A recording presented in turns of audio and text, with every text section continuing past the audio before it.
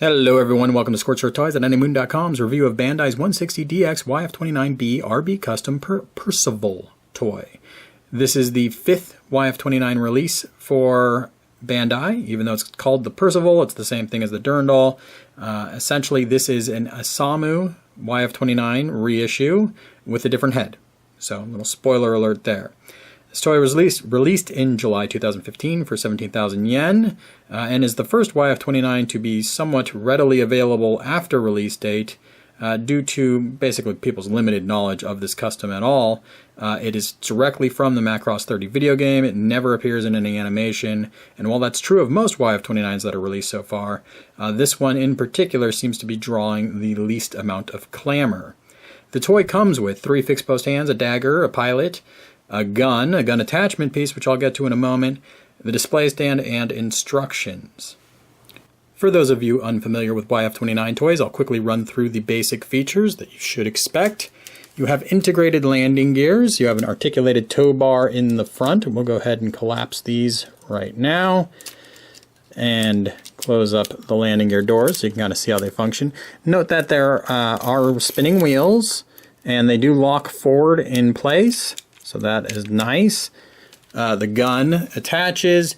I'm currently using an attachment piece. I will get to that in a moment. You don't necessarily have to use it. There is an opening canopy and a removable pilot figure. And this pilot figure is different from the other YF29 pilot figures in that he has a different helmet on. I'll show you that close up in just a moment. The YF29 toys do feature a gimmick behind the pilot that lets you pop out this little trap door here and then recline a seat inside, making it a 2-seat vehicle. There we go. So I'll go ahead and close that back up. You do have articulated turbines on the edge here with articulated nozzles on the back. So that's neat. The feet in Batroid mode, as you would expect, also can get a little articulation here. And then the YF29's biggest gimmick is the ability to go ahead and pop up these guns, pull them forward, and extend them. These are sort of... The idea with the YF29 is that it's a VF25 toy with integrated tornado parts, essentially, which is what you get between the jets and the guns. So, all of those standard features, pretty cool, add a lot to the fun factor of this toy and the premium feeling. This is also articulated, so you could definitely spin those guns around and have fun with that. Let's take a closer look at this gun pod, though. I mentioned that this toy was essentially a repaint of the YF29 Osamu Custom. To that end, here is the gun that comes with the YF29 Osamu Custom with the gun attachment piece for fighter mode already attached. You can see the gun attachment piece is black. The gun itself is kind of gray with dark gray metallic accents. The RB Custom comes with a gun with metallic pink accents and a slightly different color gray. And they've now molded the gun attachment piece in the same color as the gun, so it kind of blends in a little bit better. The gun itself features the same gimmicks where you pull it forward and that shoots the scope up. That scope then bends over. You can then open up the gun and kind of get it into beam firing mode. The gun also has a bayonet that slides forward. Now that bayonet is only on the YF29 Osamu Custom and the YF29B Perceval toys. If you're anything like me, you hear the words gun attachment piece and you immediately groan. That's the last thing I want to deal with is extra parts. The good news is I currently am not using the gun attachment piece and everything works out just fine. So there is a gun attachment piece. You don't necessarily have to use it. I'm using the traditional slots in the arms at the moment. Everything's fine. The only quibble would be that the bayonet hits the bottom of the neck on the fighter mode and then points the gun a little further downward than you might want it. So, Bandai's solution is to give you this gun attachment piece that we already saw earlier. You clip that in, you flip your toy upside down, and get access to the arms where there is a hole up by the wrist. You're going to then fit the gun attachment piece into that hole, which might fight me a little given the lights and the camera, so I'll try to do this as quickly as I can. There we go. Alright, so once that's in place, the gun is now situated a little further back, which theoretically reduces the amount of angle that then gets alters the shooting range of the gun. But as you can see, man, that gun is barely clearing the nose of the craft as it is. So a little angle downward, visually I didn't feel it hurt the toy at all. So I consider that gun attachment piece completely optional, and I think you will too. Here is the pilot figure that came with the YF29 Isamu variant, and here is the pilot figure that comes with the YF29B. So slightly different mold there. Obviously they're two different people, and so they look slightly different. So that is nice to see that Bandai took the time and the energy and effort and dollars to make that happen. Before moving on to Gearwalk mode, let's talk of a couple issues that people have had with their YF29s. First of all, on the Ozma toy, it's another dark toy. People had stress marks around the hinges sometimes. Not everybody, but sometimes. I haven't seen that problem reoccur with any of the RB customs. The shield on the back pops off a little easily, but here you can see I'm playing with it. It's not really popping off, but yes, there are many times where you could put a thumb in the wrong place and just pop that thing right off. The engines on the wings, particularly on the early Alto and 30th anniversary YF29 toys, can rotate way too freely. That is definitely not the case on my RB Custom. That is a very tight engine. I didn't mention before, but these wings actually collapse, so you can achieve sort of a high speed mode if you wanted. Also, these winglets on the edge can go up and down. Again, this is standard features on every YF29, but there you go. So let's extend those again. Now, another standard feature I haven't talked about yet on the YF29 is removable intakes. And that is going to end up in the issues category for this particular YF29. This intake cover comes off, and then you can see the turbine detail, which is not very impressive inside, but it's there, and that's kind of a neat feature to have. This one does not remove right now. I might be able to really man up and pop that thing off, but it hasn't been worth it to me, and I don't want to risk damaging my toy. So that might be something you're going to have to look out for on your own toy. Okay, that's it. Let's go ahead and check out Gearwalk mode. Here is Gearwalk mode, and the YF29 has one of the best Gearwalk modes around. The toy is very stable in this mode. It has a support that comes down from the back plate.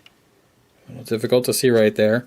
That support also can act as a gun holder, as you see right now. The shield holds on pretty firmly onto the arm. You have those guns that, again, are articulated, so you can have some fun with that. And obviously I can remove this gun, and I will do momentarily, and put that in the hand. The toy is stable. It's got a good range of articulation. You can have a lot of fun playing with it and getting it in good poses. The shoulder joints, everything is stiff here, so everything's staying where I want it to. Again, you can collapse the wings if you think they have a little bit too big of a profile in this mode. It's a lot of fun. I didn't discuss it much in fighter mode, but the toy comes with a display stand. This is the same YF29 display stand that came with the Isamu variant, which is sort of nonsensical because this has an SMS base to it, and this particular vehicle is painted as a new UN Spacey vehicle. So that doesn't make sense. This base should have been more the black nondescript base we see with VF171 toys. The base, again, incredibly basic. You just take your toy, plop it down on top. Pretty easy to line up. There it goes. It's stable on the base, but that's all this accomplishes for you. You can go ahead and bring the feet forward to make it look like it's vectoring back. But you can't articulate the base in any way, shape, or form. So it's really just elevating the toy for you, fortunately in a way that's pretty solid. So for those of you who have not seen a YF29 review yet, or own a YF29, I will quickly run through what articulation is like. The head is on a ball joint, which is nice. It can twist, which is also nice. and it can pivot on this plate inside, although you don't really want to do that. And the head can also kind of go forward and back because it's on a double ball joint. So the head you can have a lot of fun with. Strike cannon back, shoulder rotation point here. There's a pivot point where the chest and shoulder meet. The shoulder guard itself is articulated and spins around. That's as part of transformation. There is a twist point right below the shoulder. There is a double joint at the elbow, which of course lets you come all the way up, which is always nice to see. There is ball jointed fists, so they spin around nicely for you. There is a waist. Not a huge range of motion at the waist, but still one nonetheless. Hip joints are slightly encumbered by the canards right behind them, but you still can get pretty good forward and back. Just be cautious if you've got that pelvic area not thrusted all the way forward, or in handling it, that you do not get the top of the hips to start hitting those canards. The canards also have a little thin projection at the front of them, which seems like it would be easy to pop right off. So you want to be very cautious with that. I never, with my YF29, have a problem with the waist coming disconnected, which was a big problem on the version 1 VF25 toys, much less so on the renewal VF25 toys. Moving down, so you also have the ability to get a nice wide A stance here, and then you have a gear walk joint. Now obviously there's some hip kibble there. Oh, and there you go. Doing that caused my waist to disconnect because the hips came in too far. So, gear walk joint, which we will then close up. You have your knee guard, and if you're going to twist at the knee, you should probably extend the knee downward. Now, I haven't done a transformation of this toy in this review. I have 2 transformation videos out there I definitely think you should check out if you're buying your first YF29. One takes you from fighter to Bactroid, the other back again, so that's good. Knee, get your 90 degrees back, and you have your 90 degrees forward. And then you have a ball joint that lets you camber in, out, up, and down. So, very good ankles.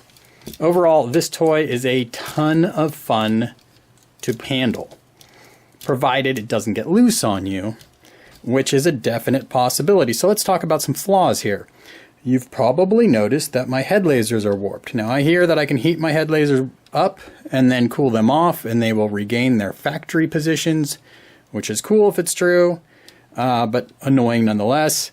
It's also annoying that there aren't some hard plastic head lasers that come with the toy. This is a YF29 Isamu type. This toy I've also enjoyed very much. It actually comes with a hard laser optional, which would have been nice, again, if this toy had that. But the problem with my Isamu toy is that this joint is incredibly loose. That is not the case on my RB Custom, but the question is, will that someday be the case? So as of right now, if I want those shoulders to look like they're supposed to, I have to put Isamu's hands on his hips. That is not ideal by any means. Other issues to be aware of: there's no real limiter when you sweep the wings back, so you do have to be cautious you don't come back too far, because you could stress the plastic on the hinges there. So as you handle your YF29 toys, those are 2 things to be aware of. If anybody knows of a fix for the weak shoulders, please leave a comment, because that one doesn't seem like there's an accessible screw that I could just tighten up, unlike other joints that have come loose on my Bandai toys over the years. Usually I could just twist something and everything's back to normal. Not so on that particular joint on the YF29. Like every other YF29 toy, the RB Custom does come with some fixed post hands.